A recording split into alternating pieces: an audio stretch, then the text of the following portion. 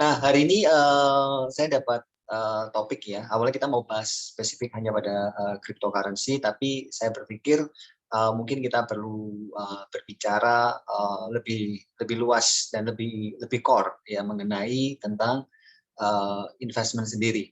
Ya, karena kripto sendiri kan merupakan salah satu apa ya bisa dibilang salah satu kelas aset ya sebagai kelas aset dan itu merupakan kelas aset yang mungkin karakteristiknya cukup volatile dan cukup high profile, high risk ya, sorry. Nah, tapi saya ingat banget bahwa sebenarnya yang paling penting ya dalam kita bisa merencanakan financial kita untuk masa depan adalah kita harus menjadi seorang pelaku investasi yang baik, ya, menjadi seorang pelaku pasar yang baik, ya. Saya setuju bahwa dalam membangun masa depan yang berhasil itu kita harus punya satu bisnis cash flow, ya. Which is teman-teman sudah banyak membahas dalam seminar di sini ya mengenai banyak sekali minggu lalu Bro Ivan sharing tentang food and beverage bisnis gitu ya. Dan saya setuju bahwa F&B bisnis juga trennya sedang mengalami fase bullish ya. Banyak sekali variasi-variasi produk yang luar biasa gitu ya yang saya lihat di mana-mana juga meskipun kita bilang lagi di masa pandemi tapi ternyata nggak membuat pelaku F&B itu takut dalam membuka usahanya ya. Nah dan juga kita juga belajar ya dari Bro Bobby ya tentang mengenai automation ya kan integration IT gitu ya dan bahkan bisa dipakai sebagai business intelligence untuk marketplace dan lain sebagainya. Ya, saya juga sering ngobrol dengan teman-teman yang di BIK juga ya dari berbagai macam disiplin bisnis mereka. Ya, dan saya percaya bahwa memiliki bisnis cash flow yang solid, ya, recurring base income yang solid, gitu ya, memiliki itu semua itu adalah jantung daripada investasi. Ya, karena nggak mungkin ya Anda berinvestasi di kelas aset yang mungkin spekulatif atau mungkin yang high volatile, tapi Anda nggak punya cash flow yang memadai, ya. At least ya kita punya cash flow yang cukup untuk kebutuhan kita, untuk apa namanya mempersiapkan masa depan keluarga kita.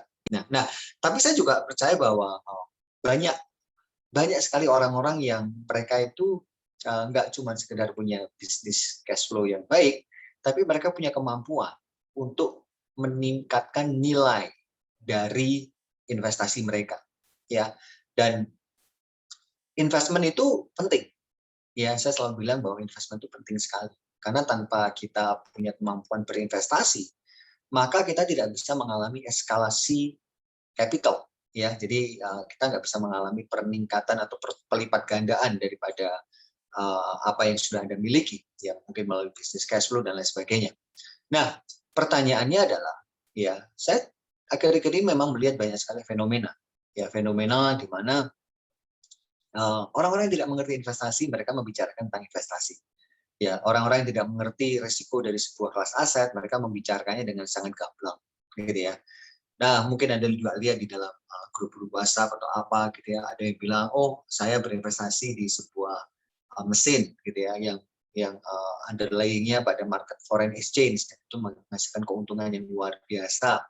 Ada yang bilang, oh saya berinvestasi pada properti dan menghasilkan uang yang luar biasa.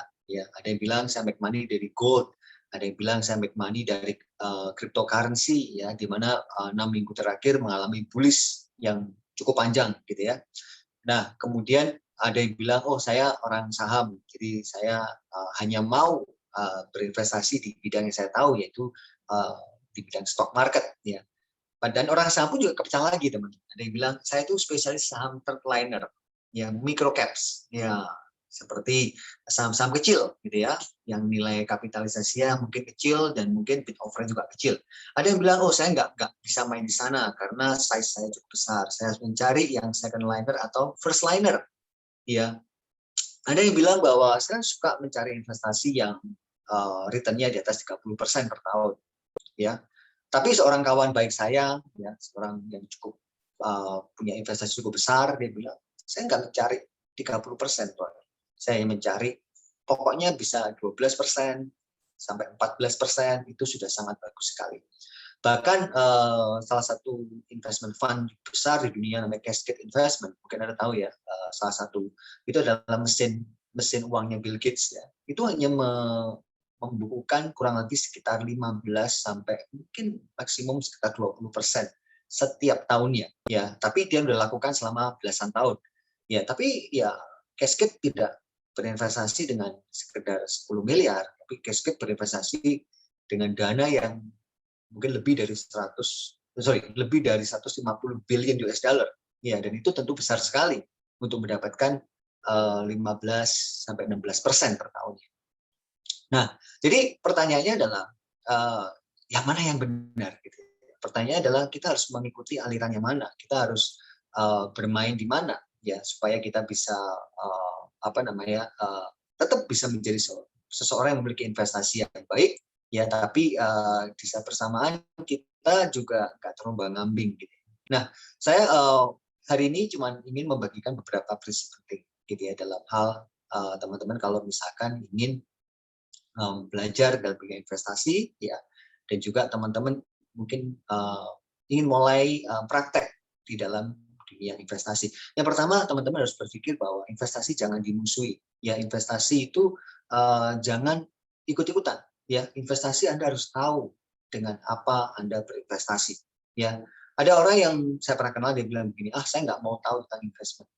Ya, pokoknya saya fokus dengan pekerjaan saya, gitu ya. Saya fokus dengan apa yang ada di depan mata saya.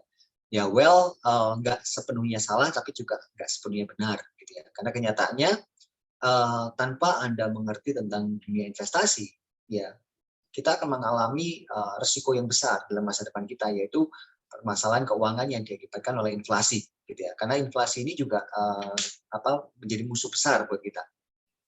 Nah, yang pertama adalah ketahui profil risiko Anda, ya. Setiap orang punya risk profile yang berbeda-beda. Ya, ada yang risk profilnya itu tinggi sekali, gitu ya.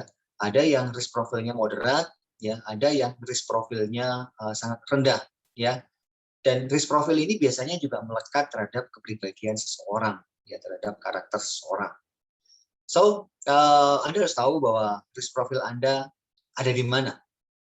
Apakah Anda seorang risk profil yang moderat gitu ya, moderat artinya mungkin saya nggak berani ambil risiko yang terlalu tinggi, tapi saat bersamaan saya juga ingin mendapatkan return dari investasi yang saya miliki gitu ya. Oke, tentu itu akan berbeda sekali ya kelas aset yang Anda pilih dibandingkan mereka yang memiliki profil risiko yang tinggi ya, yang mereka siap menanggung volatilitas atau kenaikan harga, penurunan harga yang mungkin terlihat radikal bagi beberapa orang yang sebagai moderat ya atau konservatif. Nah, beda lagi dengan seorang yang konservatif sekali, yang mungkin mereka fokusnya adalah mempertahankan supaya uangnya tidak hilang gitu ya. Mereka mendapatkan sedikit tidak apa-apa, tapi yang penting mereka tidak kehilangan capital ya.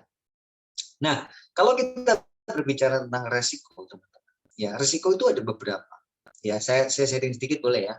Yang pertama ya namanya capital loss. Ya, capital loss itu terjadi ketika Anda mengalami penurunan nilai dari investasi atau aset yang Anda miliki.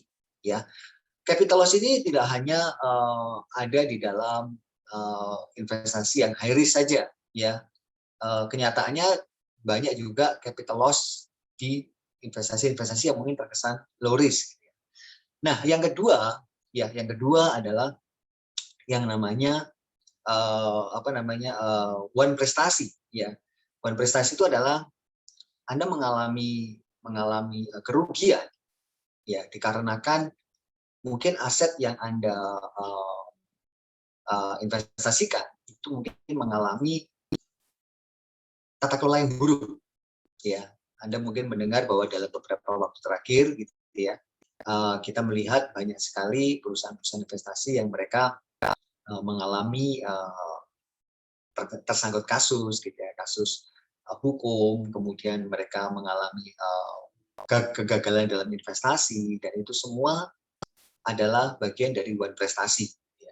Nah, termasuk juga kalau misalkan Anda berinvestasi misalkan di sebuah institusi keuangan yang mungkin tidak kredibel, dan kemudian Anda kehilangan uang daripada investasi Anda, ya itu juga bagian dari one prestasi. Atau mungkin Anda membeli properti atau membeli apartemen, kemudian apartemennya gagal bayar, gagal bangun, gitu ya, gagal bangun sehingga membuat apa yang terjadi, ya Anda mungkin melihat, loh uang saya sudah masuk ya proyek itu, tapi Anda tidak mendapatkan apa yang dijanjikan. Itu bagian dari one prestasi. Ya. Terus ada juga risiko, yaitu adalah non liquidity risk. Ya, jadi risiko yang dimana investasi Anda itu tidak liquid. Ya, tidak liquid. Ya. Nah, apa artinya tidak liquid? Artinya adalah dia tidak bisa dicairkan, ya, menjadi aset yang setara dengan kas, ya, atau uang, ya.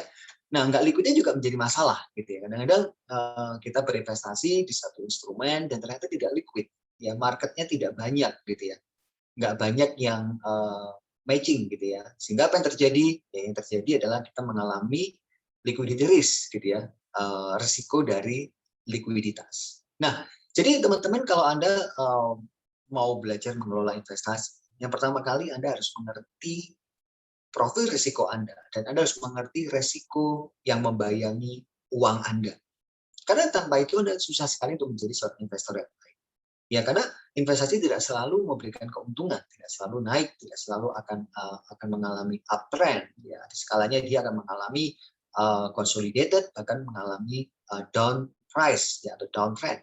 Ya, nah, jadi makanya sangat tidak bijaksana kalau kita berinvestasi dan kemudian kita hanya mengandalkan apa kata orang, apa kata teman, gitu ya, atau mungkin diajak-ajak orang, gitu ya, atau mungkin hanya melihat satu sisi dari sebuah cerita. Ya, contoh yang paling gampang ya adalah kalau kita bicara investasi emas. Ya, ada yang bilang bahwa gold investment itu investasi yang aman, gitu ya, yang tidak mungkin turun. Nanti saya mungkin akan sharing sedikit ya melalui screen saya, ya, bahwa ternyata tidak benar bahwa gold investment tidak bisa turun.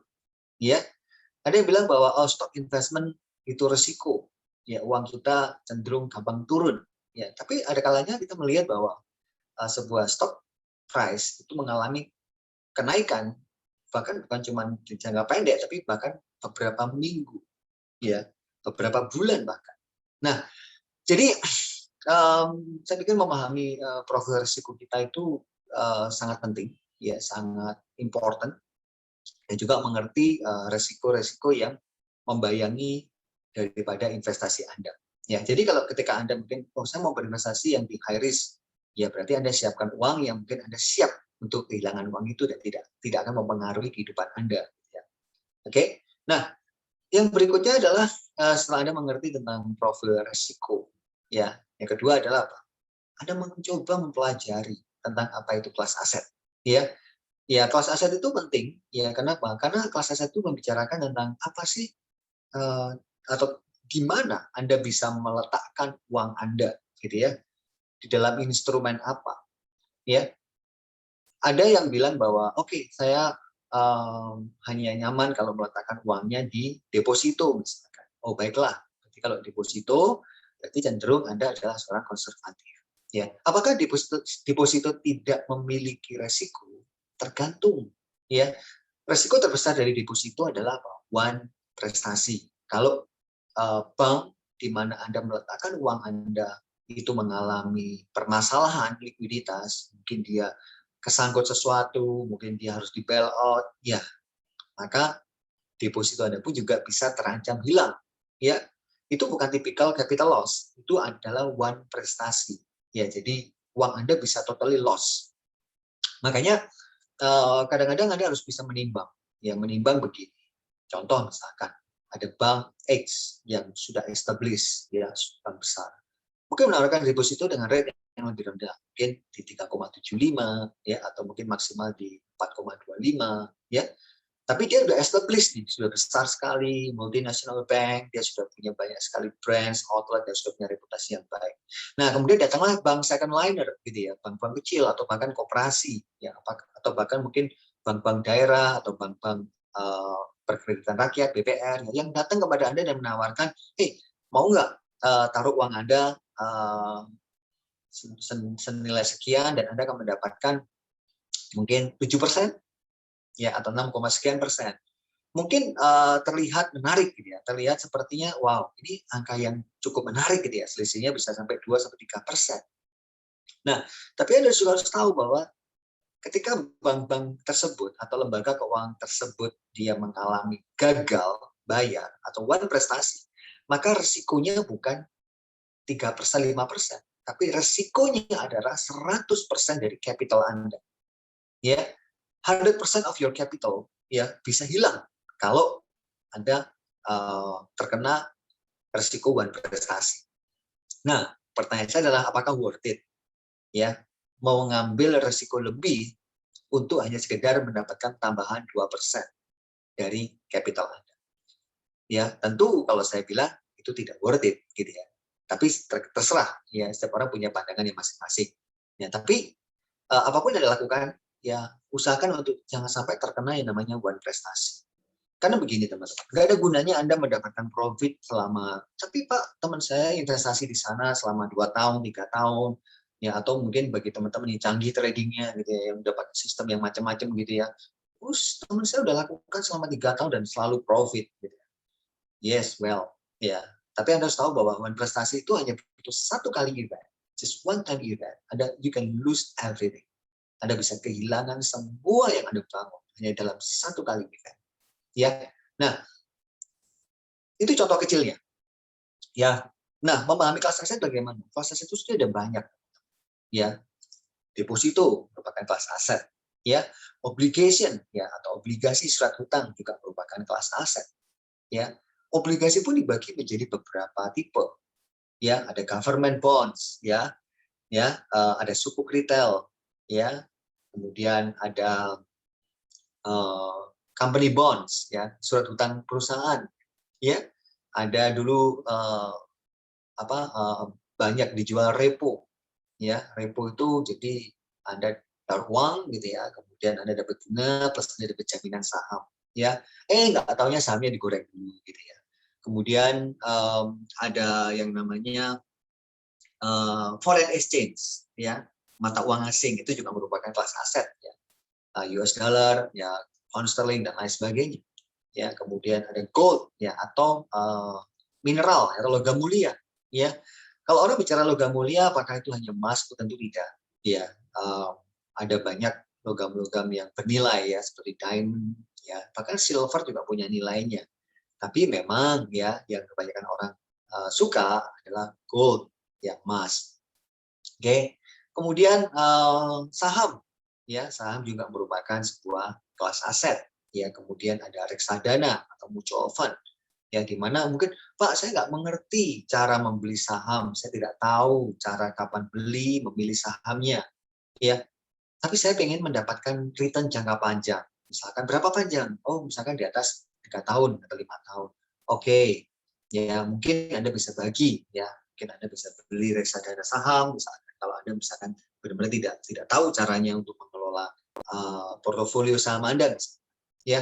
Nah, tapi ada juga kelas aset yang kekinian gitu ya, yang disebut sebagai cryptocurrency. Ya. Nah, sebagai kelas aset yang kekinian ini, ya, kripto ini memang sangat unik gitu ya. Kenapa unik? Karena kalau misalkan Anda tanya ya, apa yang menjadi dasar dari sebuah kripto? Ya, to be honest, kripto itu punya nilai, ya punya value karena adanya sebuah konsensus. Sebenarnya gini teman-teman, semua kelas aset, ya semua kelas aset rata-rata, ya seperti bahkan US dollar sekali. Kalau Anda tahu bahwa US dollar, oh ya bagi Anda yang mungkin sempat belajar tentang traditional finance ya mengatakan bahwa uang di backup dengan emas gitu ya. Jadi mata uang satu negara di backup dengan emas. Kenyataannya US dollar sudah nggak di backup dengan emas. Artinya apa? Artinya US dollar itu punya nilai di hampir lebih dari 200 negara. Bahkan Anda tahu nggak? Ya, di negara-negara konflik seperti Afghanistan, ya bahkan milisi-milisi pemberontak-pemberontak pun itu lebih membutuhkan US dollar dibandingkan local currency di negara mereka. Bahkan di negara Korea Utara sekalipun, ya mereka membutuhkan US dollar. Kenapa? Karena US dollar adalah salah satu exchange yang konsensusnya itu paling besar, paling luas di seluruh dunia. Ya, jadi ada US dollar, ada ke Korea Selatan, Anda bisa bisa makan gitu ya. Oke, Anda bisa santai gitu ya. Tapi Anda bawa misalkan mata uang Lebanon gitu ya ke Korea Selatan, Anda belum itu bisa makan gitu ya. Nggak ada yang mau tuker di sana. Nggak ada yang mau exchange. Anda punya aset. Ya. Nah, jadi US dollar, nilai daripada US dollar itu terbentuk dari yang namanya konsensus atau kesepakatan bersama secara global. Ya. Nah, itu di trade makanya. Makanya kebanyakan kalau Anda ada di currency market, ya di forex exchange, Anda akan lihat bahwa pairing yang paling besar itu adalah pairing yang ketemu dengan US dollar.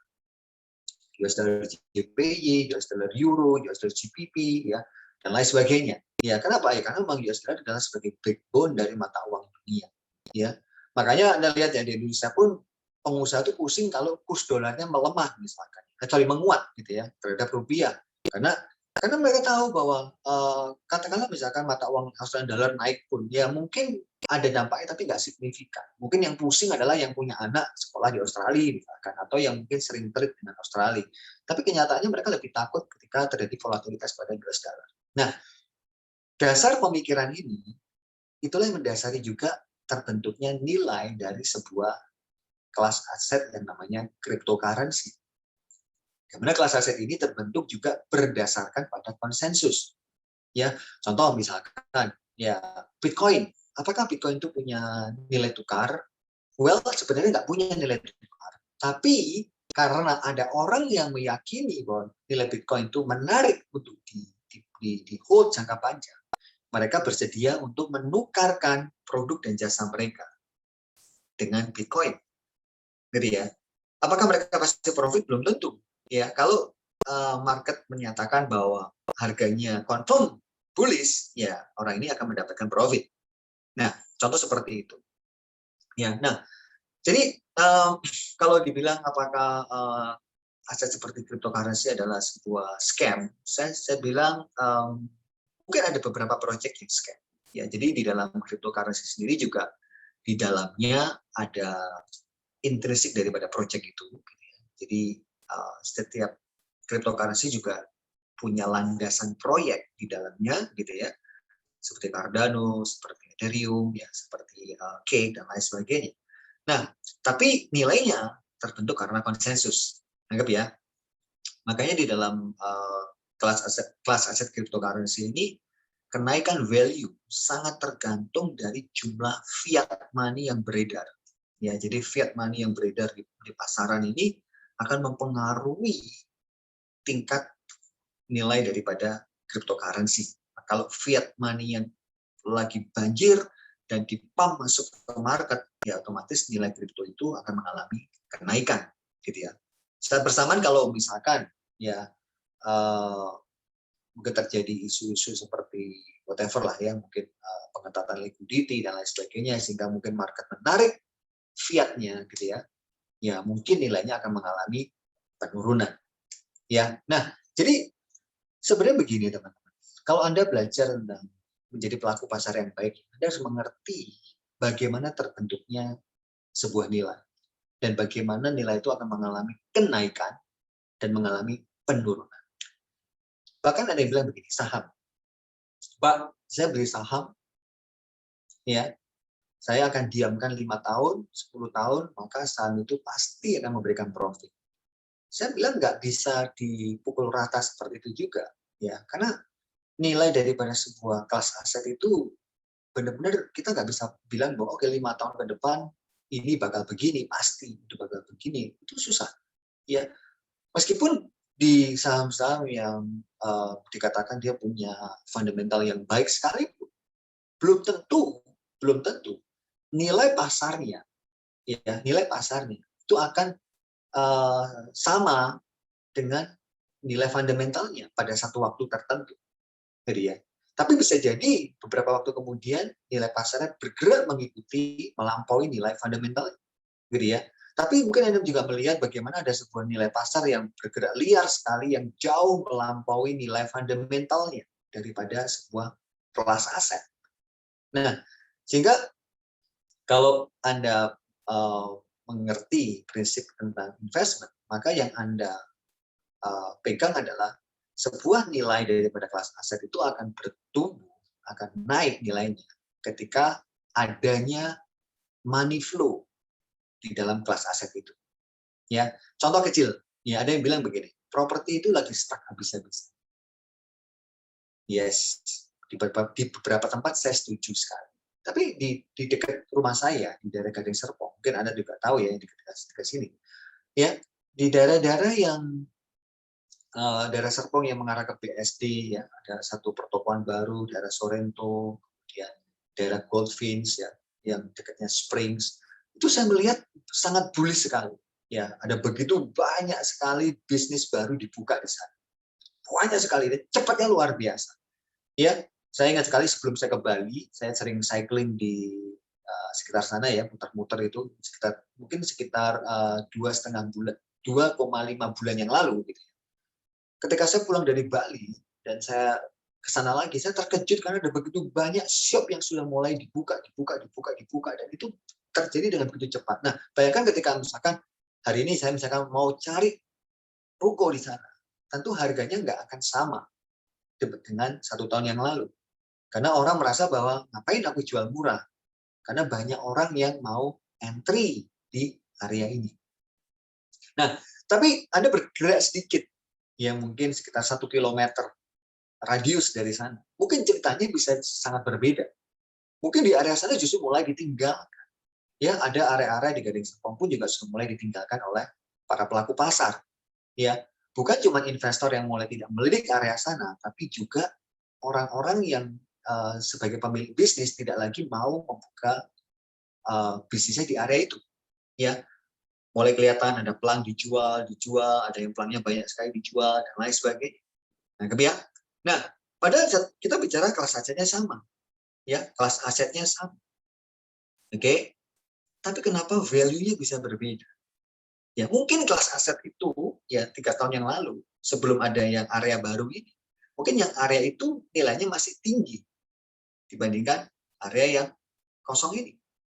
Tapi terjadi pergeseran, aliran dana masuk ke area baru, membuat area lama mungkin ditinggalkan oleh pelaku pasar. Nah, ketika area lama ditinggalkan oleh pelaku pasar, ya banyak yang melakukan shorting price misalkan gitu ya, atau mungkin banyak orang tidak mau buka lagi bisnis di sana karena dirasa sudah nggak ada animonya, sudah nggak ada crowd-nya sama sekali. Ya, ada kemungkinan ya area sana akan mengalami penurunan secara value. Ya, secara fisikal mungkin nilai bangunan semuanya mungkin nggak banyak turun, tapi secara market value mengalami penurunan. Nah, cara berpikir ini adalah cara berpikir yang terjadi di dalam pasar kita. Ya, jadi Anda mau bicara pasar saham, Anda mau bicara pasar foreign exchange, Anda mau bicara cryptocurrency, ya Anda harus tahu bahwa sesuatu bisa naik karena ada aliran dana yang besar yang masuk ke dalam aset itu. Nah, sebagai pelaku pasar yang baik, ya apa yang kita harus perhatikan? Sebagai pelaku pasar yang baik, bagi saya teman-teman begini, ya, saya nggak tertarik dengan segala bentuk yang memberikan profitability tinggi sekali, ya, nggak. Jadi kita nggak bisa memandang sebuah kelas aset itu baik atau tidak hanya karena dia memiliki, wah hari ini gue dapat cuan sekian nih, ya, gue beli emas cuan, gue beli bitcoin cuan. Ya, misalkan contoh nih hari ini, ya teman-teman mungkin ada beberapa yang punya pegang bitcoin gitu ya, bilang wow saya hari ini kemarin beli bitcoin di harga 40.000 misalkan, ya, atau di harga 30 sekian. Saya sekarang ini bitcoin di sekitar 48.000 dan saya profit, gitu ya. Terus dia cerita ke temannya nih, lu beli bitcoin karena gue cuan. Nah, itu yang Anda harus hati-hati sekali. Ya, kenapa? Mungkin saya akan tunjukkan kepada Anda ya. Share screen. Boleh nggak admin saya share screen? Boleh. Boleh ya? Bisa banget. Oke, sebentar ya. Agak teknikal nggak apa-apa ya? Enggak apa-apa, enggak apa-apa. Kelihatan nggak ya, guys? Ya, kelihatan. Tapi Kelihatan ya, ya? chartnya itu memang kecil-kecil gitu ya kok ya, nggak bisa di zoom dikit gitu. Ya Ya, bisa sih. Tapi karena ini kan ya, ya, gini, ya. saya mau tunjukkan Anda contoh nih ya, chartnya Mas. Ya, ini saya pakai weekly chart ya, atau monthly deh, biar bisa ngelihat big frame ya. Jadi ini monthly chartnya gold ya, CFD-nya gold ya terhadap US dollar per ounce. Nah, katakanlah begini, katakanlah ya, sebentar ya, katakanlah ada orang yang di tahun berapa ini? Tahun 2000 nih, di sini deh, di tahun 2011 ya. Anda lagi ngopi nih katakanlah, Anda ngopi nih sama kawan di tahun 2000 berapa?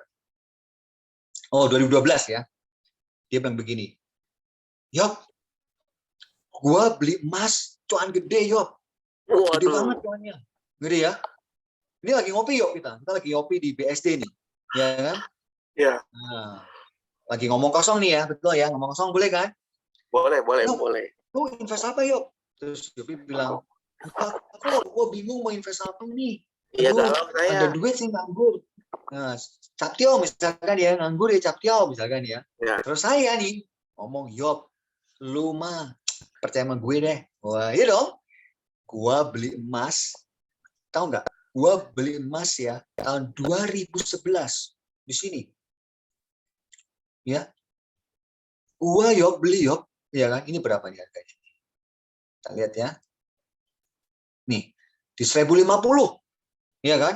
ya. Sekarang Yop, sekarang waktu kita ngopi di sini nih Yop, lagi kita ngopi di sini nih Yop. Nah, lu tahu nggak? 700. Sekarang $1.800 per troy ounce. Gila lu Yop, buat cuan 80% Yop. Ini bayangkan, cuman berapa tahun Yop? Cuman setahun Yop. Nih, Februari 2010 gua beli Yop. Nih lihat nih. Tahun 2 Oh, tahun lah ya. 1,5 tahun gue naik 80%. Lu ngapain deposito Yop? Udah Yop, lu ada tabungan beliin emas. Jadi ya. Oh Nah, gitu ya kok ya. nanti Iya, iya, iya. banyak seminar-seminar kalau jualan tuh nggak mungkin di sini teman-teman. Kalau lagi lagi set sideways di bawah, siapa yang mau jualan seminar? Nggak menarik dong. Dia harus bullish dulu, ya kan? Nah, Ya, di sini betul. seminar tentang emas banyak sekali. Wah, bicarakan tentang emas dan lain sebagainya. Yopi nggak ngerti tentang kelas aset, nggak ngerti tentang time frame. Besoknya Yopi langsung tarik Beli. deposito 100 juta rupiah. Yopi belikan emas di sini, Yop. Boom, Jepret. ya kan? Hmm. Kata Koroy katanya ya. Koroy tuan 80% dalam waktu 1,5 tahun. Yopi udah kebayang nih. Nanti 2 tahun lagi gua ini mau tarik cepet Tio gua DP-in rumah di Gading Serpong. Nah, boleh ya, Bi ya? Iya, iya. Nah, waktu berjalan kan? Ya kan? 2012 Yopi invest. Loh, ternyata saat itu Yopi nggak harganya bearish. Terus turun. Loh, 1,5 tahun dari bulan Oktober, berarti sekitar bulan Februari kan? Di Iya, sini. Loh kok jadi 1.200 ini? Betul ya? iya. Iya kan? Terus Yopi, nggak apa-apa. Kata orang kan investasi itu harus sabar. Iya, sabar. Ditungguin terus sama Yopi, ditungguin terus. Loh. Genap berapa nih? Genap 3 tahun, investasi Yopi berhasil turun. Berhasil ya, berhasil turun. Dan Yopi di sini ngomel sama saya. Kok gombal lu katanya emas naik nih. Kok pegang 5 tahun, kok 3 tahun kok, 3 tahun lebih. Yang ada kok malah turun. Udah deh, gue jual emas gue. Nangkep ya? Ya. Mending gue deposito lagi di sini. Yopi liquidity emasnya. Cedar, betul nggak? Tuh. Ya kan? Terus waktu berjalan kan, ternyata emasnya bullish di tahun 2015. Nangkep ya? Nah, ternyata tiba-tiba nilai emas itu waktu dari Yopi lepas aset itu mengalami sebuah bullish period, ya kan? Oke. Nah, Terus saya mau tanya, pertanyaannya masih simpel. Berarti investasi emas itu baik atau buruk? Tergantung. Bagi Yopi mungkin sakit hati, betul nggak? Betul. Iya kan? Karena Sakit hati dong. Beli di 1.770, jualnya di 1.100, ya kan? iya Yopi betul. rugi 600 poin, ya, 500 poin. $600, ya. Oke, itu lumayan banget loh teman-teman. Ya, itu mungkin sama aja Anda beli emas di 800, jualnya mungkin di Gopek gitu ya, Gopek Go gitu misalkan ya, 550.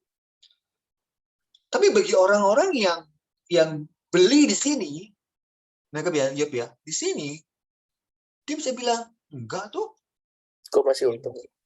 di sini ya misalkan ya, enggak tuh, Yopi ngawur itu. Gue beli tahun 2008 ya di harga 700, emas gue bisa jual di kemarin di harga 1.800 sampai 2.000, nggak apa-apa tuh. 1.900. Nangkep ya? Nah, itu teman-teman. Kalau membicarakan namanya investasi, saya sudah berkali-kali ketemu perdebatan seperti ini. Kebetulan saya adalah seorang profesional ya, di seperti ini. Saya mengerti tentang technical analysis, ya, saya mengerti tentang money flow, saya mengerti tentang fundamental gitu ya. Dan saya bilang bahwa ini perdebatan yang nggak ada ujungnya, Yopi, paham ya? Betul.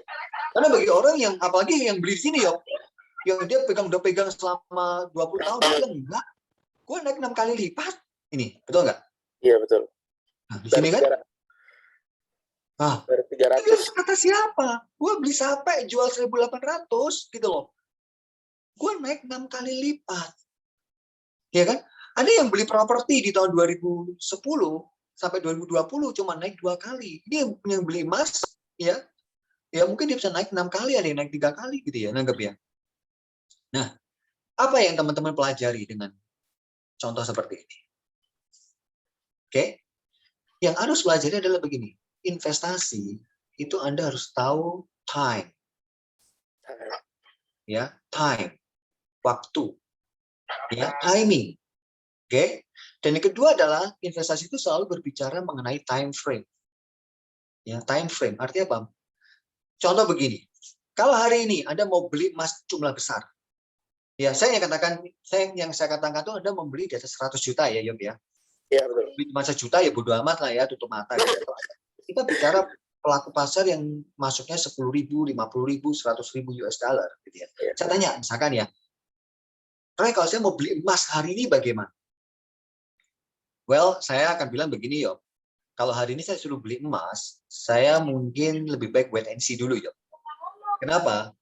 Karena terlihat di dalam pergerakan harganya, ya, ini harga galau. Misalkan dalam arti ini bisa jadi terjadi kenaikan ke atas, gitu ya. Tapi bisa jadi dia turun ke bawah, Yob. Nangkep ya? Iya. Jadi makanya sebagai pelaku pasar, saya bukannya bilang bahwa emas itu buruk, enggak. Emas itu tetap aja logam mulia yang bisa dibilang sebagai safe haven, betul enggak? Ya. Kalau ada orang apa-apa, orang lari ke emas. Tapi kita juga lihat dulu dong pergerakan uang terhadap aset itu, ngerti ya? Terutama adalah fiat money. Fiat money itu ya US dollar itu, teman-teman. Kalau fiatnya lagi masuk, ini dipompa nih, yuk. Ini ya. Biasanya di sini itu ada krisis. Setiap kali ada krisis, ada stimulus. Nah, stimulus itu biasanya disuntikkan ke dalam safe haven aset. Didorong di sini. Nah, ini kelihatan ya.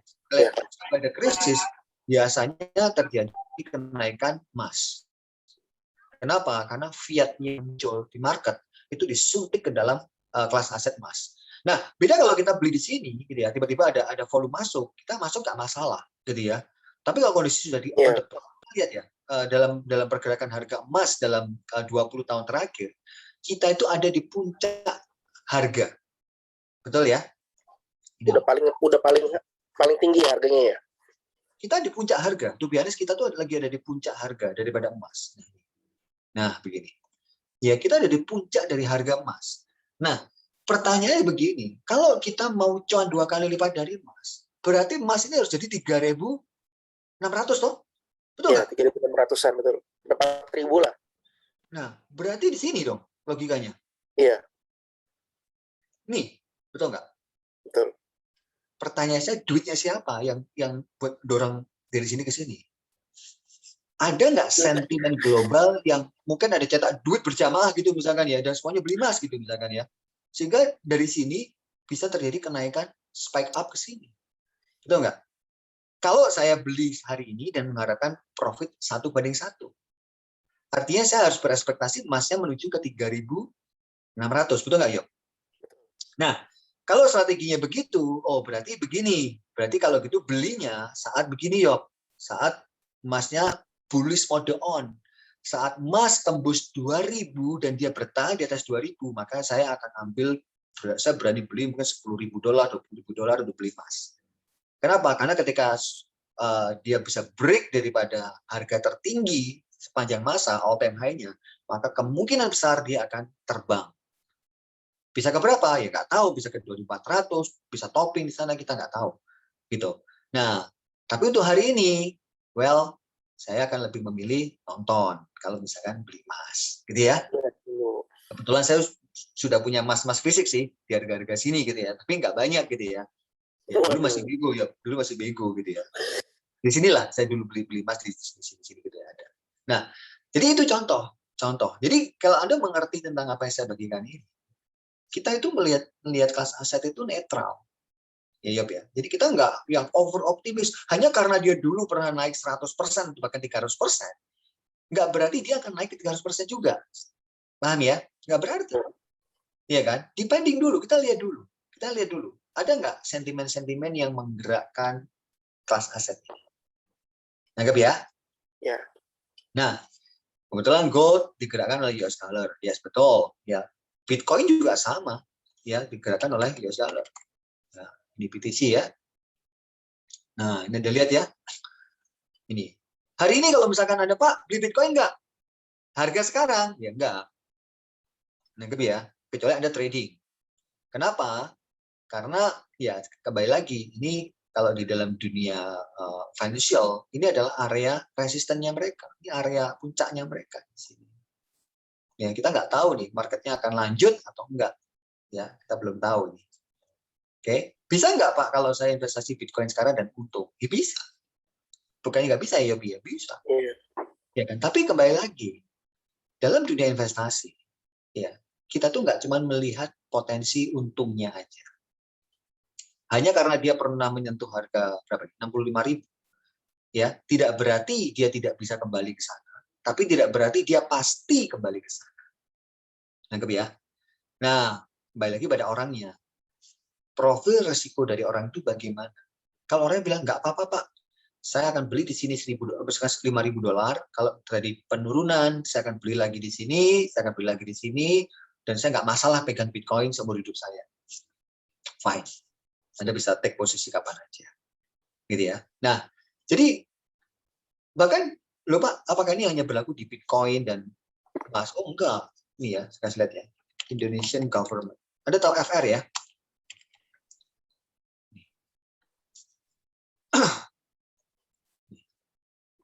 Ya. Ini catnya FR. Ya, FR tahu ya? Surat utang negara. Bahkan surat utang negara pun juga mengalami volatility seperti ini. Ya. Apakah sekarang kalau beli FR gimana? Susah ngomong. Ya, saya kemarin sempat beli di sini. Di mana ya? Di bawahnya inilah. Nah, sini. Saya sempat beli FR di sini gitu ya. Kalau sekarang susah ngomong gitu ya. Saya nggak tahu gitu apakah ini trennya FR akan naik gitu ya. Karena kalau harganya naik maka yieldnya turun. Nah, jadi hampir semua kelas aset secara financial bisa diukur melalui, bisa di tracking seperti ini kecuali properti. Kalau properti kita ngelihatnya beda ya. Kita ngelihatnya adalah sunrise atau sunset. Sunrise atau sunset. Gitu ya.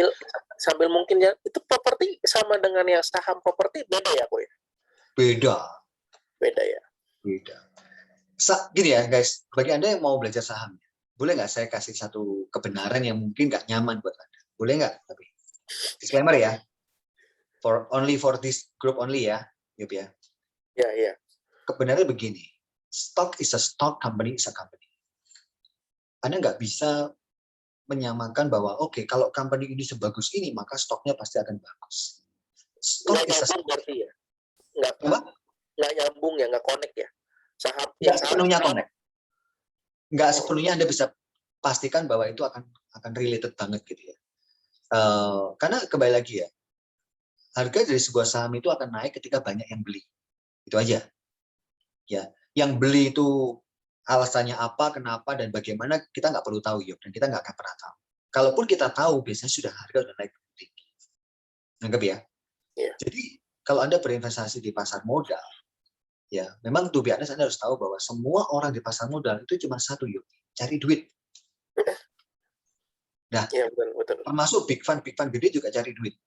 Nah, jadi artinya apa? Kalau Anda bilang bahwa oh saya contoh gini, misalkan properti stock, menarik nggak untuk Anda invest? Well, sepertinya menarik, ya. Tapi saya nggak bisa bilang teman-teman satu hal, kapan naiknya? Karena kembali lagi, ya contoh. Tapi kalau misalkan saya harus betting di stock market saat ini, saya lebih tertarik mungkin untuk melihatin properti stock, ya karena terlihat sepertinya, ya dia terjadi akumulasi panjang dan sepertinya harganya masih terjaga. Ya, tapi kita nggak bisa bilang bahwa itu kepastian ya, tapi sepertinya. Ya. Nah, tapi lihat misalkan SMRA, Summarecon Agung, ada bandingkan dengan misalkan let's say ASRI, Alam Sutra Realty, ini aja bisa memiliki tingkat volatility yang berbeda, gitu ya. Sahamnya si Summarecon, BSD, Anda bandingkan dengan sahamnya seperti Alam Sutra. Volatility-nya berbeda. Nah, kembali lagi, Anda mau beli yang asli atau mau beli yang Summarecon depending pada keahlian Anda. Ya, ada teman baik saya yang dia jagonya di third liner stock. Memang yang dicari adalah stok-stok yang memang di bawah Rp200 ya.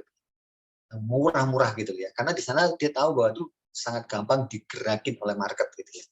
Ada yang bilang enggak lah, saya nggak mau main gituan karena saya cenderung mainnya duit gede dan saya nggak bisa nyaman gitu ya. Dia mencari stok-stok yang lebih non volatile gitu ya.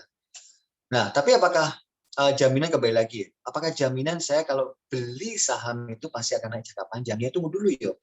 Kita lihat ya di Alam Sutra di tahun 2009 harganya 113. Harga hari ini sekitar 155.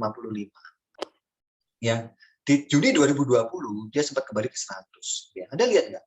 Kalau Anda beli di sini di sini di tahun di 2011, ya Anda itu keep selama 10 tahun, bukannya untung malah rugi. Iya, benar. Nggak ya? Iya kan? Ini 251, ini 150. Nggak ya?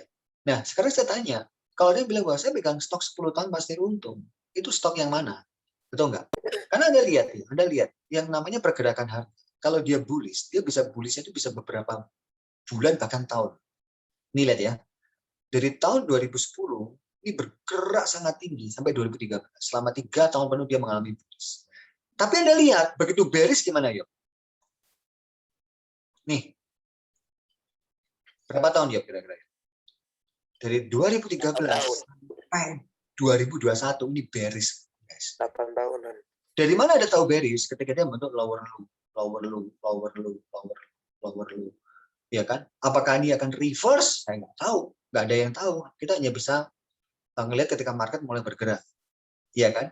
Iya, betul. Nah, jadi kembali lagi, iya kan? Hati-hati dengan pemikiran bahwa saya jangka panjang saya mau taruh uang saya di saham saja. Oh, Anda harus hati-hati. Ya, lupa ini kan saham ASRI. Nah, ya udah saya carikan yang lebih keren ya. Yang perusahaannya bagus banget gitu ya. Namanya Sampurna. Terkenal ya, Sampurna. Wow. Nah, Anda bisa bayangkan nggak? Kalau teman-teman tahun 2016 ya mungkin membaca laporan keuangan Sampurna yang indahnya luar biasa gitu ya. Wah, dan bilang, wow, ini bagus banget, saya I will keep this stock for next 10 years. Ya. Berapa tahun? 10 years. Ya kan? Kemudian misalkan Yopi membeli di 3.700 lah, misalkan Yop ya. Sempat naik kan ke 5.000. Yopi nambah lagi di sini, Yop. Ya kan, di 5.000 Yopi tambah lagi. Dan Yopi keep selama 10 tahun. Hari ini harganya berapa? 950. Terus saya mau tanya, iya kan? Nah, ini bagaimana dengan orang-orang yang membeli di sini? Ya, saya nggak tahu. Ya, paling dia nikmati dividen. Yo, yearly dividen dia makan terus. Oh, Mungkin oh, nggak dia kembali pada harga 700, 500. Kita nggak tahu, ya. Kita nggak tahu. Ya, bisa aja dia ke 700, kemudian dia konsol, kemudian dia rebound. Tapi untuk kembali ke 3.000, 4.000, saya nggak tahu. Bisa aja terjadi, ya. Karena Anda lihat ya, ketika dia bullish di tahun 2011, untuk ke sini sekitar 5 tahun, ya. Dari 1.000 iya. something ke 4.000. Ya. Nah, saat itu memang cerita tentang rokok bagus sekali ya. Cukainya nggak sebesar sekarang. Tapi bagaimana dengan kondisi sekarang yang cukainya terus naik dan lain sebagainya? Nah, kita nggak tahu. Apakah next HM Sampurna akan trade di angka di bawah 1.000? Dan Nggak tahu. kalau dia di sini selama 3 tahun aja, Anda deg-degan nggak yang punya di sini? Iya, deg-degan lah. Aduh, bukan deg-degan lagi ya. Mungkin Anda makan nggak enak, tidur nggak enak, mungkin Anda tutup. Mungkin Anda nggak mau nonton lagi, gitu kan? Nah, bagaimana kalau orang yang menaruh uang di sini adalah orang-orang yang berasumsi bahwa dia ingin menarik uangnya di tahun 2025? Anggap ya.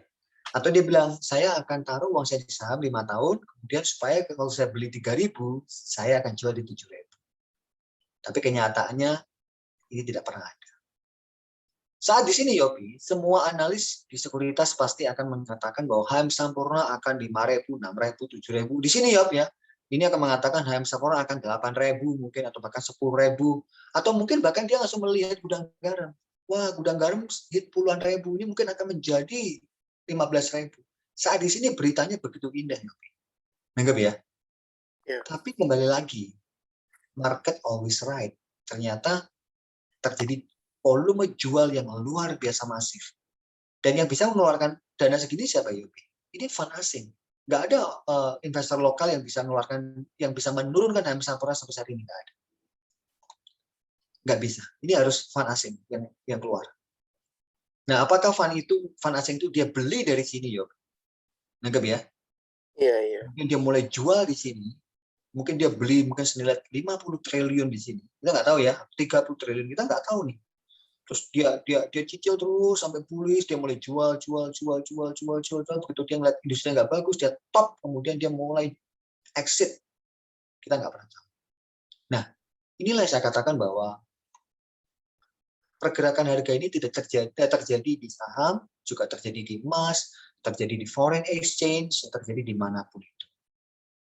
Makanya saya berharap teman-teman ya, Anda bisa, sebelum Anda memutuskan saya mau berinvestasi di saham, di forex, ya, beli emas, beli properti, belajarlah dulu ya prinsip-prinsip dasar dalam hal investasi.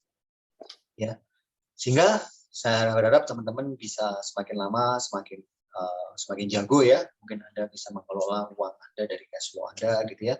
Jadi mungkin bisnis Anda semakin berkembang gitu ya. Anda punya uang semakin banyak, nah Anda bisa kelola dalam investasi sehingga Anda bisa melipat gandakan investasi Anda.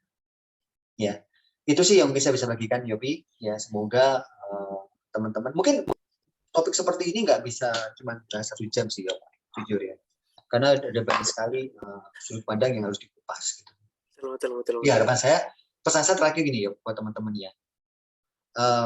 Pertama adalah ketahui profil risiko Anda. Yang kedua adalah ukur risiko investasi Anda. Ketiga, pelajari tentang time dan time frame. Ya, time artinya bicara kapan Anda masuk, dan time frame bicara adalah Anda akan hold ini untuk berapa lama. Yang kedua, apakah Anda akan hold in for short, apakah Anda for medium, ya. Sejujurnya kita nggak pernah tahu kapan time frame terbaik yang paling optimal. Kita nggak akan pernah tahu. Ya, tapi kalau misalkan Anda punya uang, ya misalkan, Pak, saya nggak penting masalah fluktuasi, saya hanya membutuhkan mendapatkan uang return 7-8%. Saran saya adalah mungkin Anda bisa beli FR aja. Ya, beli FR yang long ya, yang panjang ya. Cari yang returnnya 7%, 8% ya. Ya, ya Anda nikmati aja 7-8% per tahun itu. Ya kan hitung-hitung ya, Anda hanya mencari return. Kalau Anda pengen, Pak, saya hanya ingin mengamankan uang saja, misalkan sementara waktu. Oke, mungkin Anda bisa. Kalau short term ya taruh aja di deposito. Ya, jangan di FR karena FR bisa naik turun teman-teman. SR juga bisa naik turun meskipun SR volatilitasnya di bawah FR. FR lebih volatil dibandingkan SR. Tapi bukan berarti nggak bisa turun. Nah, mungkin Anda butuh yang lebih statik, yaitu deposito. Pilih bank-bank yang kredibel, ya. Nggak apa-apa, bunganya lebih rendah, tapi yang penting dananya aman. Aman. Ya. Ya, kalau Anda mau properti, ya. Kalau Anda mau properti, teman-teman, saran saya adalah begini. Jangan mencari, kalau misalkan Anda mau beli apartemen, misalkan. Ini kebanyakan orang membeli properti, mencari properti yang pas dengan kantongnya. Ya, itu sepenuhnya benar, setengah benar, setengah kurang benar. Kenapa, Yob? Karena begini, kalau kamu membeli properti yang pas dengan kantong, kamu kemungkinan besar akan membeli properti yang sebenarnya overpriced, mahal. Oke, karena optionnya nggak banyak, gitu ya. Misalkan contoh Yopi mau beli apartemen, ya hati-hati Yopi. Kenapa? Ketika Yopi beli apartemen, ya Yopi harus lihat di area itu supply-nya berapa Yopi. Tahu supply ya? Supply itu adalah jumlah available aset yang sama, gitu. Nah kalau supply-nya terlalu banyak dan Yopi investasi di sana, nanti kemungkinan besar rental income-nya akan rendah dan capital gain-nya juga rendah. Atau bahkan mungkin tidak mengalami capital gain sama sekali, bahkan mengalami depresiasi value. Ya rugi dong kalau Anda invest, disewakan nggak bisa, atau kecil, tapi nilainya malah turun. Nah, sebaiknya Anda mencari, oh kalau itu mending nggak usah deh, gitu loh. Ya, membeli properti-properti dari developer yang baru nggak sepenuhnya salah kalau Anda membelinya di area-area yang tepat, seperti di Sorrento, ya, yang di area Serpong itu. Pokoknya di area-area yang sunrise gitu ya, Anda lihat bahwa itu ada peluang bagus gitu ya, Anda boleh mengambil primary project apa-apa. Tapi kalau di area yang sudah saturated ya teman-teman ya, sudah mateng, saran saya adalah cari secondary. Ya, misalkan Anda mau beli, Pak saya pengen punya rumah, ya kan? Ya sudah, ya coba cari secondary-nya gitu loh. Karena secondary Anda mungkin bisa menemukan yang di bawah harga pasar. Dan hati-hati, developer biasanya kelihatannya menjual rumah kecil murah, ya. Tapi kalau Anda bagi per meter square, building and land, kemungkinan besar Anda akan menemukan harganya tinggi banget. Gitu. Nanti Anda waktu exit, misalkan Anda mau ganti rumah, Pak, saya sudah punya uang yang lebih banyak, saya pingin upgrade rumah saya, nanti Anda kesulitan untuk melepas atau melikuidasi aset Anda yang ini. Jadi saya kalau beli properti, saya cukup sering ya teman-teman ya, jual beli, saya biasanya akan menghitung future value-nya kalau seandainya saya harus jual ini dengan harga yang di bawah pasar, apakah saya masih bisa make money gitu ya. Maka kita belinya pun harus di bawah harga pasar. Nah, itu salah satu teknik lah. Tentunya mungkin teman-teman lain juga banyak yang sudah lebih jago ya. Nah, jadi intinya hati-hati dengan uang yang Anda miliki, ya, miliki kecerdasan dalam mengelolanya, dan bersikap netral. Sebagai investor kita nggak boleh terlalu optimis, teman-teman. Karena to be optimis 100% itu juga akan membuat kita akan dihukum oleh pasar. Ya, misalkan Anda jalan-jalan di satu area, wah dia area pasti bagus ya. Anda nggak lihat supply demand-nya, Anda nggak lihat market price-nya, Anda langsung beli aja gitu ya. Mungkin Anda akan dihukum pasar ketika Anda tahu bahwa, oh ternyata 3-4 tahun kemudian harganya stagnan nih di area sana. Gitu. Justru Anda lebih untung kalau mungkin Anda masuk di area pinggiran. Ya, ternyata di sana mengalami kenaikan value. Kenapa? Karena ada akses baru di area tersebut. Nah, jadi pahami baik-baik, ya, pahami baik-baik apakah properti, apakah logam mulia, apakah saham, ya. Saran saya jangan terlalu banyak. Meskipun gini ya, secara teori Anda bisa mendiversifikasi hingga 8-9 kelas aset. Itu kalau cash flow-nya cukup. Ya, tapi kalau enggak, Pak, saya cash flow saya masih belum cukup untuk itu. Mending fokus pada 1 atau 2 kelas aset saja. Ya, dulu pernah ikut training masternya Tony Robbins dan dia bilang Tony Robbins itu membagi sampai 9 kelas aset. Ya iya, Tony Robbins kekayanya ratusan juta dolar. Ya. Jadi tentu view-nya beda. Cascade investment, wow, investasinya kemana-mana ya. Investasi ke stoknya langsung, investasi ke railway station, kemana-mana. Karena ya dia punya dana ratusan billion dolar, beda lagi. Gitu. Jadi daripada Anda pecah investasinya ke banyak hal dan kemudian return-nya rata-rata, mending Anda fokus pada beberapa tapi high return. Sama di saham juga sama. Kalau Anda sudah pro ya, udah pro, jangan beli saham terlalu banyak. Beneran. Kalau masih belajar, nggak apa-apa, beli banyak untuk belajar ya, memilih saham yang baik, tahu kapan entry, tahu kapan keluar gitu ya. Keluar tuh susah banget, saya akuin. Ya, tapi paling nggak Anda bisa memilih saham yang baik. Dan sudah ada jadi profesional, saran saya adalah pilihlah sedikit saham. Ya, sedikit aja, nggak sampai yang ya, kalau dana mungkin 100 juta, ya maksimal mungkin 2 sampai 4 saham saja. Itu pun sebenarnya juga kebanyakan kalau 1 juta. Kalau bisa cuma 2 aja. Gitu ya. Kalau dana Anda mungkin besar lagi jadi 500, mungkin Anda bisa pilih menjadi ya 2 sampai 4 saham. Ya, itu akan lebih memaksimalkan Anda punya return dibandingin Anda bagi menjadi 25 saham, 30 saham. Pusing sendiri. Ujung-ujungnya Anda nggak akan profit karena ini menang, ini kalah gitu ya. Portofolio jadi imbalance. Yang menang returnnya kecil, yang kalah ya returnnya gede. Giliran kalah kalahnya banyak, giliran menang menangnya dikit gitu. Menangnya dikit, betul. Oke, semoga membantu. Mohon maaf kalau ada yang kurang-kurang. Saya juga masih belajar, jadi mohon maaf sebesar-besar. Thank you, Yok. Oke, thank you, Ko Roy. Nah, ini menarik banget nih pelajaran investasi. Bisa dibilang mungkin kalau di luar sana tuh influencer seperti yang tadi dijelasin Koro ya, banyak ini lagi untung gitu kan, ternyata ya emang untungnya dia udah ngambilnya masuk dari harga yang paling murah, baru ngomong sekarang untung ya kali ya kau ya. Nah kalau ini sekarang diajarin untuk terbuka, jangan terlalu nafsu kali ya. Jadi kita kalau ngeliat ada investasi lebih ke arah netral gitu ya, netral, nggak main asal kata orang, nih bagus nih, cuan nih gede nih, gitu. Terus kita ikut-ikutan gitu. Habis kayaknya kalau aku ngeliat TikTok tahun 2020 kemarin tuh, mungkin karena ada terjadi pandemik, semua orang percaya sama saham, ngeliat influencer TikTok, nih saham bagus, maunya pada ikut beli, pada nyangkut di atas ya kok ya. Dijemur di atas, Yok. Mungkin karena ini waktu sudah ada kurang lebih, aku kasih satu pertanyaan kali ya. Mungkin Ko Budi mau bertanya nih. Udah raise hand. Ko Budi boleh kok. Tunggu. Sorry, belum bisa buka video. Ya. Halo Ko Budi, apa kabar? Halo. Apa kabar? Baik. Iya kabarin. Jakarta nih. Sudah lagi Semarang atau Jakarta ini? Oh, Jakarta. Tangerang tepatnya. Oh. Bro, tadi kan kita sudah dapat warning-nya nih. Warning bahwa saham apa kelasnya itu perlu hati-hati, perhatikan ada siklus dan macam-macam nih. Nah, sekarang pertanyaannya, ketika kita melihat satu saham atau properti, atau kita ngomong saham aja deh yang tadi dikasih contoh chartnya gitu kan. Jadi gimana kita caranya menganalisa untuk kapan mulai untuk entry? Very good. Contoh saham yang unik nih, fundamennya bagus banget. Itu Unilever kan? Di antara ini contoh aja, contoh Unilever, gitu.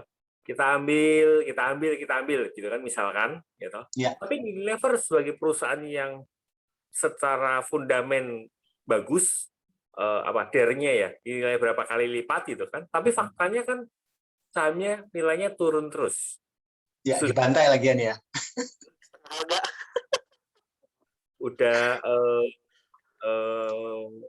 turun terus ya kan. Nah, memang tadi dikatakan Bro Roy itu aku juga melihat hal yang sama bahwa antara perusahaan sama saham itu disconnected, nggak ada hubungan seakan-akan. Ya. Karena ini gimana analisanya gitu kan, selalu terjadi cocokologi gitu. Wow, thank you kok. Pertanyaannya adalah kemudian dalam kondisi disconnected tersebut, ya kan, gimana kita belajar dan gimana indikator-indikator bagaimana yang ini kita bisa boleh melihat bahwa oke, ini boleh mulai ngambil lagi nih, misalkan begitu. Ya. Nah, gimana kita belajar itu?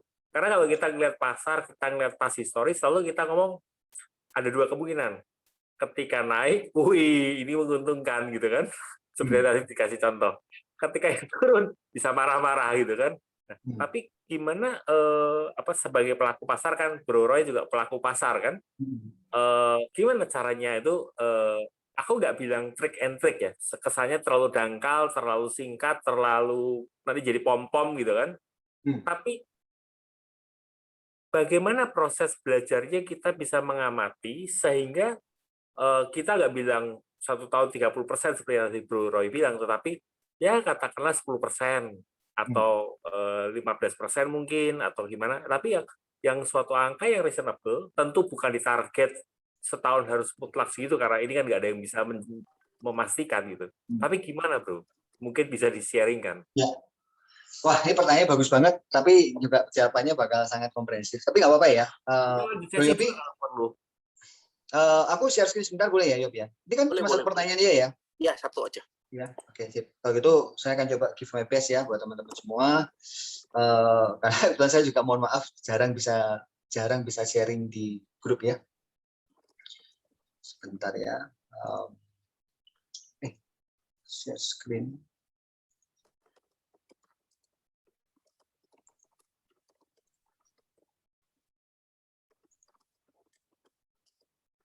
Ups. Kebuka ya teman-teman ya? Ya. Layarnya kebuka ya? Yopi bisa lihat layar saya ya? Kebuka. Yuk. Oke. Begini. Di dalam sebuah saham, ya, makanya gini, saya selalu bilang kepada teman-teman yang lagi belajar saham ya, Anda harus memahami yang namanya Dow teori. Anda harus paham banget dengan Dow teori. Ya, Dow teori itu ada 6. Ada price discount everything, ya, ada namanya dia bisa bergerak itu naik turun itu ya untuk bentuk satu tren tuh dia bisa deviasi 30-40% gitu ya. Nanti baca sendiri ya tentang Dow teori. Nah, tapi yang paling gampang untuk menjawab Pak Budi ya, begini kok. Ini bagus sekali ya, HMSP ini bagus banget. Saham itu punya siklus harga. Ya. Pertama begini, Anda tahu di dunia saham itu banyak sekali tipu daya. Banyak sekali tipu daya. Bisa proksumnya dimain-mainin gitu ya. Bisa. Jadi misalkan contoh ya, saya akumulasi 100 miliar pakai proksum YB. Saya bisa keluarnya pakai AK. Saya bisa keluarnya pakai yang lain. Ya. Bisa kanan kiri goreng. Iya kan? Goreng kanan kiri. Ya, jadi bidnya tinggi gitu ya. Orang ikut makan kanan, dia guyur kiri. Orang ikut guyur kiri, nah ditampung sama broker-broker kecil lain. Ya, di mana mungkin broker itu affiliated orang dia sendiri sebenarnya. Termasuk kalau Anda misalkan dengar kata broker asing lagi beli, lagi jual, ada hati-hati. Di Indonesia itu para konglomerat rata-rata punya SPV, ya, Special Purpose Vehicle. Itu semuanya perusahaan asing semuanya. Ya, kantornya di Cayman Island, di mana di Virginia, di Singapura, di mana itu duitnya dia sendiri. Ya, jadi nggak sepenuhnya itu juga big manager itu dari luar semuanya, dari lokal. Ya, nah, so informasi terlalu banyak. Kita harus bagaimana? Kalau saya pribadi begini, saya memahami yang namanya pergerakan harga. Harga itu teman-teman di saham itu ada namanya fase akumulasi. Nah, bentar ya. Fase akumulasi itu begini. Nah, biasanya kalau kita bicara fase akumulasi, itu fase-fase di mana, jangan M deh, kekecilan. Sebentar ya, saya pakai D. Ini aja deh, saham yang saya dulu sempat cuan lumayan. Nah, nih. Di fase akumulasi itu biasanya ya terlihat di mana pergerakan harga itu dia nggak terlalu signifikan. Ya, kenaikannya itu ya kayak begini-begini aja lah gitu ya. Naik turun, naik turun, naik turun. Ya, ini bisa berminggu-minggu. Ya, bisa berminggu-minggu. Ya kan? Nah, kalau di mana kayak gini-gini ya. Nah, ini. Tapi juga ini lihat ya. Ini juga ada terlihat seperti fase akumulasi. Ya. Tapi tiba-tiba dia mengalami distribusi. Ya, kemudian di reverse terus diakumulasi pelan-pelan ini. Terus pelan-pelan terus. Ini ada perpindahan broker ini yang cukup signifikan. Ya, kebetulan saya juga satu sempat menganalisa broksumnya juga. Ya. Ini ada perpindahan broker yang signifikan. Ya. dari broker A, ya, KZ ke beberapa broker, ya. Salah satunya penabungnya CD saat itu. Nah, Anda lihat, ya, di market saham itu sangat unik. Kenapa? Karena meskipun Anda tahu tentang pola harga, oh ini terjadi akumulasi, ternyata kita nggak pernah tahu, ya. Oh ternyata begitu ketahui, oh ternyata ini buang barang dia malah, ya. Dan ini digenjot habis ke bawah. Kemudian dia akumulasi. Bisa berminggu-minggu teman-teman. Ini bisa melelahkan sekali. Ya, berminggu naik break ya kan, turun lagi, naik turun, naik terus ini berminggu-minggu. Ini lama sekali teman-teman. Ini bisa beberapa bulan. Ya kan, sampai titik tiba-tiba dia run play namanya.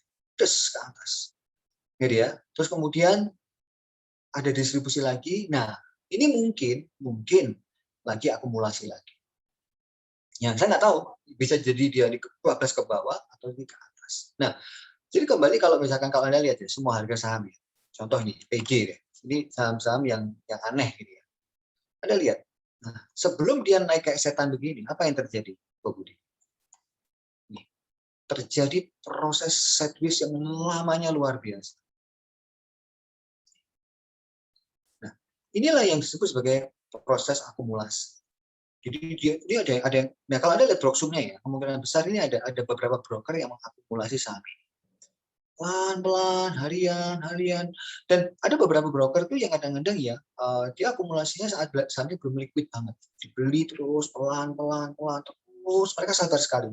Nah begitu titik tertentu diledakin ke atas. Nah biasanya retail itu kadang-kadang hebohnya di sini teman-teman. Wah pada nangkep di sini. Nih kan. Nah jadi kalau kita tahu ya tentang pergerakan harga, kita nggak bisa memastikan saham itu akan naik atau turun, nggak bisa. Yang kita bisa tahu adalah melihat pergerakannya. Oh, kalau misalkan kita mengambil entry dalam posisi saham-saham yang sedang mengalami sideways seperti ini, ya ini risikonya akan lebih kecil dibandingin Anda main saham yang lagi play, ya lagi play itu lagi jalan ke atas. Nah, kita lihat Unilever ya. Unilever ini kalau kita lihat secara fase harga, ini distribusi kok Budi, jelas distribusi. Ini kok Budi ya, ini kalau sampai ini jebol ke bawah, hantam ke bawah, ya. Kita nggak tahu kapan dia hantam. Ya, tapi dia ditolak terus dari moving average 10-nya. Ya kan? Ciri-ciri saham yang downtrend habis adalah dia ditolak terus dari moving average 10. Jadi dia tidak pernah mau di atas harga 10 hari. Ini downtrend habis saham. Nah, Anda sebagai seorang pelaku pasar yang baik, ketemu saham kayak gini gimana? Kalau saya, jujur ya, saya akan cut sudah dari kawan-kawan. Saya nggak mau pegang saham ini. Karena kita nggak tahu, ini downtrend habis. Ini downtrend habis, parah sekali ini downtrend. Ya kan? Bahkan kita lihat di chat weekly-nya ya, chat weekly-nya kelihatan banget ya. Loh, nih lihat nih. Iya kan? Ini dia bullish kan? Dia bullish, kemudian dia sempat konsol sebentar di sini. Ya. Di sini konsol sebentar banget, langsung dihantam ke bawah. Nah, ini udah lower low terus. Sebenarnya dari titik ini, ya ketika investor yang baik ya kan, ini tuh udah harus keluar teman-teman. Jebol di sini harus keluar sebenarnya. You know. Ya, kalau di weekly chart-nya jebol di sini udah harus keluar. Ya, di 7.000 sekian harus keluar. Ya, apalagi kalau terjadi volume seperti ini di weekly chart, ini bahaya sekali. Ini bisa bablas ke bawah. Saya dulu pernah main Unilever dulu sekali gitu ya. Sekitar bulan Mei Juni lah. Pokoknya waktu dia masih trade di sini lah. Sempat main sedikit, habis itu nggak pernah main lagi. Sejak dia keluar dari angka ini, saya nggak pernah mau main lagi di Unilever. Nah, ini bisa sampai kemana kok Budi? Nggak ada yang tahu. Nggak ada yang tahu. Karena ini area demand yang cukup jauh ya di tahun 2012 ya. Tapi kalau sampai ini jebol, kemungkinan besar dia mungkin bisa menguji kembali di sini atau menguji di sini, kita nggak tahu. Ya, dan biasanya ini kalau udah kayak gini, ya kemungkinan besar dia bisa jadi kalau jebol di sini, Budi dia bisa menguji di sini di 2000 3000. Dan ini sangat risiko sekali untuk memegang ini sebagai jangka panjang ya. Gitu. Kalau Anda mau keep jangka panjang teman-teman, Anda pakai weekly chart, ya Anda cari saham-saham yang lagi mulai bikin lower higher high, nah kayak gini-gini loh. Dia bisa twist panjang, dia break, dia naik volume, nah konsol di sini gitu ya. Nah, ini pun Anda boleh mulai lihat gitu ya. Itu pun Anda tetap harus pasang stop loss. Karena kita nggak tahu, bisa jadi di sini dia bablas ke bawah, bisa jadi lagi ke atas. Nah, tapi kalau dalam kasus Unilever ini, Unilever, HMSP, sepertinya saya masih melihat ini sama sekali tidak menarik untuk dipegang atas dasar apapun. Anda mau nyebut investasi, karena ini distribusi kok, jelas sekali ini distribusi. Ini titik distribusi kelihatan, ini ada yang jualan. Ini kalau kemudian mau cek, coba aja dicek ya dari Oktober 2020 ya, atau dari sinilah pakai itu aja, pakai browser by stock ya. Coba cek siapa yang jualan dari titik sini sampai sini. Dia bisa kan ketahuan beberapa broker signifikan yang jualan gitu. Ya, ini bisa turun kenapa? Apakah perusahaan mau tutup? Enggak. Ya berarti ada big fund yang lagi mau keluar dari Unilever gitu loh. Mungkin dia dipindahkan ke bank digital, mungkin dia pindah kemana gitu. Nah, terakhir ya, kita lihat saham seperti Kohl, ya, Adro misalnya, ya. Nah, saham seperti Kohl ini kan kalian lihat ya, agak sedikit anomali. Kenapa? Harga Kohl naik luar biasa, tapi kenapa dia nggak naik-naik? Nah, kita nggak tahu juga, ya. Apakah ini nggak naik ini karena sifatnya temporary, gitu ya? Mungkin market maker masih kumpulin barang, gitu ya? Atau mungkin karena market maker memanfaatkan kenaikan harga Kohl untuk dia exit, untuk dia keluar. Ya, bisa jadi kan, mungkin dia melihat bahwa kenaikan harga Kohl cuma sementara.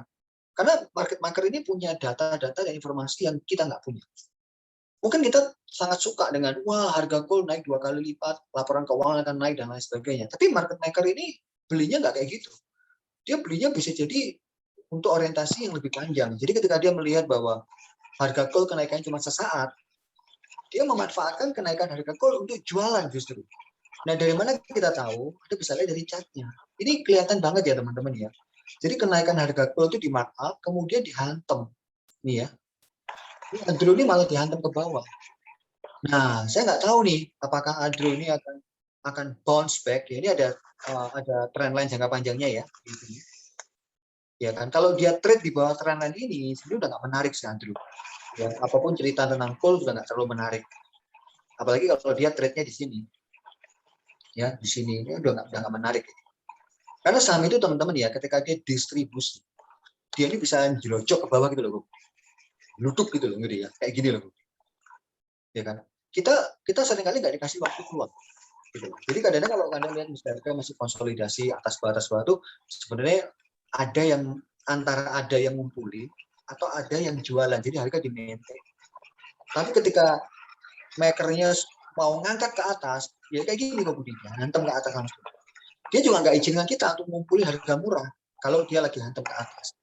Dia maunya kita dipaksa untuk antara dorong harga dia atau beli di atas, gitu loh. Nah, kalau dia mau buang barang juga sama, dia nggak akan izinkan kita jual di atas, dia akan paksa kita di markdown untuk kita jual di bawah, gitu loh. Nah, makanya Anda di market ini hati-hati, karena lawan Anda itu adalah market yang di dalamnya ada berbagai macam orang, ada scalper, ada yang time frame pendek, time frame panjang gitu ya, ada big fund yang dia pakai data yang kuat. Jadi kita harus memahami gitu loh. Ya kira-kira ini fase harganya bagaimana.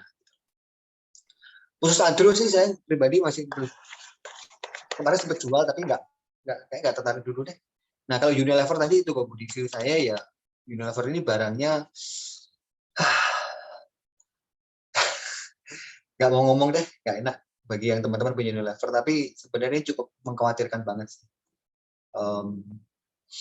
Mungkin kalaupun nanti ada technical rebound ya, mungkin teman-teman bisa sell on strength kali ini. Mungkin loh ya, mungkin bisa cari ininya di sini mungkin di 5.000 kali kalau ada technical rebound. Tapi saya nggak tahu ya, saya susah untuk memastikan sih. Tapi yang pasti kelihatan dari gambarnya terjadi aksi jual yang sangat tinggi. Nah itulah yang teman-teman harus pahami dulu ya. Ada fase akumulasi, ada fase partisipasi, ya, ada konsolidasi ulang gitu ya. Jadi harga saham nggak bisa langsung naik, tapi dia akan terus membentuk pola high, low, high, low, high, low, high, low. Nah kembali lagi pada teman-teman di market saham itu sebagai apa? Sebagai scalper, ya. Kalau scalper artinya Anda trading sangat pendek, ya mungkin cuma 10 menit, 5 menit, 15 menit, 1 jam, 2 jam, gitu ya. Itu udah lama sekali buat scalper. Atau mungkin Anda seorang swing adalah mereka yang bisa keep beberapa hari bahkan beberapa minggu. gitu ya. Atau Anda positioning trader, jadi Anda mungkin ambil posisi dan Anda trend following, Anda ikuti terus, Anda nggak peduli dengan volatilitas, selama nggak reverse, selama nggak berbalik, maka Anda tetap ada di sana. Nah, itu juga punya kesulitannya masing-masing. Setiap scalper punya kesulitannya sendiri, swing juga punya kesulitan sendiri, ya, position trader juga punya kesulitan sendiri. Dan saran saya teman-teman ya, jangan terlalu mendewakan laporan keuangan. Mau tahu kenapa? Karena fundamental bisa berubah kok. Contoh, saham Elsa. Tahun lalu EPS-nya bagus. Tahun ini tiba-tiba 2 periode EPS-nya anjlok habis. Otomatis semua DAR-nya semuanya berubah total. Ya, saham-saham yang tahun lalu, 2 tahun lalu buruk, ketika dia mengalami perubahan fundamental, mungkin 2-3 tahun lagi dia punya laporan keuangan bisa membaik. Jadi saya selalu menyarankan adalah jangan terlalu mendewakan laporan keuangan. Oh, ini sahamnya bagus, DAR-nya rendah, PI-nya rendah. Betul hari ini, tapi kita nggak tahu. Mungkin 2 kuartal lagi dia mengalami perubahan fundamental. Ya, jadi itu yang teman-teman harus pahami, bahwa fundamental itu seringkali digunakan oleh market maker untuk mengkonfirmasi money flow. Jadi uangnya masuk dulu ke Budi. Uangnya masuk dulu, akumulasi masuk dulu, ketika dia mau angkat ke atas, dia butuh cerita, kan? Makanya teman-teman kalau boleh hindari membeli saham-saham yang lagi diberitakan dengan kuat. Ya hindari. Ya misalkan bank digital apa-apa. Kalau Anda lihat bahwa diberitakan terlalu kuat, ya, dan harganya cenderung konsol bahkan ke bawah, berarti ada yang jualan. Itu jangan diserok ya teman-teman ya. Jadi saham-sahamnya kayak gitu jangan diserok. Nanti Anda bukannya nyerok, Anda keserok nantinya gitu. Jadi Anda mesti lihat juga ya, dan itu betul jam terbang. Ya saya pribadi bukan trader yang menggunakan news, saya juga nggak pakai. Saya seringkali beli saham juga nggak ngerti laporan keuangannya gitu ya. Tapi kalau pas dekat ke LK, oh LK-nya naik ya senang juga gitu ya. Wah berarti kan ini kesempatan untuk ada yang mau ngangkat gitu. Tapi sejujurnya saya membeli lebih ke arah melihat pergerakan uang, ya pergerakan harga dan lain sebagainya. Oke, semoga menjawab kawan-kawan.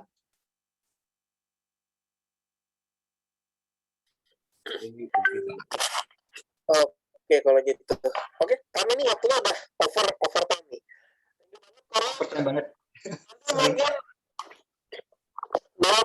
emang kalau lagi seru, waktu memang suka berjalan tidak terasa gitu.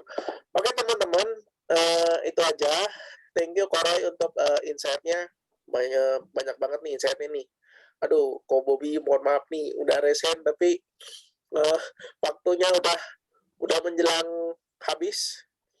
Nanti boleh kalau misalnya mau kontak-kontak atau mau tanya lebih lanjut, boleh kontak ke saya kasih nomor handphone saya nanti biar bisa buat mau join untuk ke grup WhatsApp yang BIK itu nanti kan juga ada Ko Bobby, ada Ci Savitri juga, nanti ada Koroy juga, barangkali mau tanya-tanya juga boleh di situ. Lalu teman-teman boleh acaranya udah selesai, boleh ada dari Hana ada ngirim untuk survei acara, boleh diisi di link di grup chat Zoom itu untuk masukan untuk kita barangkali mau ada tema apa lagi gitu kan ya. Itu aja sih, thank you semuanya. Jangan lupa nanti minggu depan kita masih ada lanjut lagi di hari Sabtu di jam yang sama. Stay tune aja, nanti akan ada info lebih lanjut untuk acara selanjutnya. Oke, itu aja. Terima kasih teman-teman atas waktunya.